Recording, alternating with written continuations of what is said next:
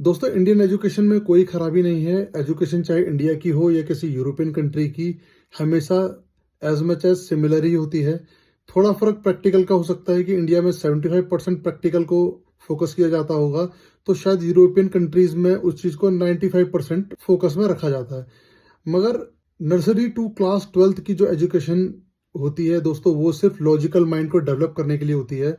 उसका नौकरी या किसी बिजनेस से कोई रिलेशन नहीं होता। या आप ये नहीं कह सकते हो कि अ, आपने 12th की एजुकेशन ली है ना, आपको नौकरी नहीं मिल पा रही है। क्योंकि दोस्तों उस एजुकेशन को ड्राइव ही ऐसा किया जाता है कि आप उस एजुकेशन से फंडामेंटल चीज़ें, किसी भी चीज़ के फंडामेंटल बेस को, और उस एजुकेशन से आप लॉजिकल माइंड को या लॉजिकल कॉन्सेप्ट को डेवलप करते हैं। एंड मुझे लगता है कि इंडियन एजुकेशन में खराबी इंडियन एजुकेशन या उसके सिलेबस की नहीं है या उसके पैटर्न की, बल्कि पेरेंटिंग की ज़्यादा है।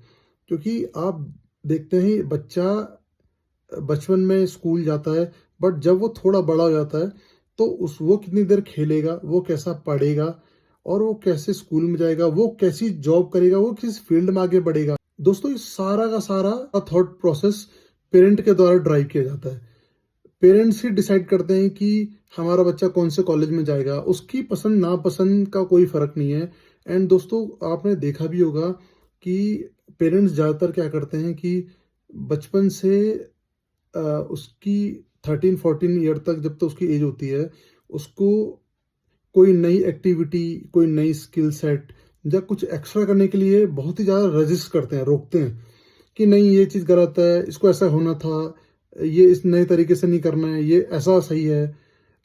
वो ज़्यादातर पेरेंट्स अपने एक्सपीरियंसेस, अपने सफरिंग के एक्सपीरियंस के द्वारा बच्चों को ड्राइव करते हैं, जैसा उनका खुद का अपना लाइफ का एक्सपीरियंस था।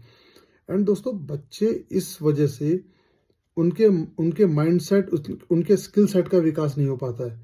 एंड एट द एंड, जब बच्चे की उम्र कुछ करने की होती है, जब वो 25 साल का हो जाता है, तो जब वो उसके बाहर जाके कुछ करने की उम्र होती है, तो दोस्तों वो इतना घर में रहने का आदी, वो इतना रजिस्ट कर चुका होता है कि उसका उस टाइम पे मन लगता ही नहीं है किसी काम को करने का।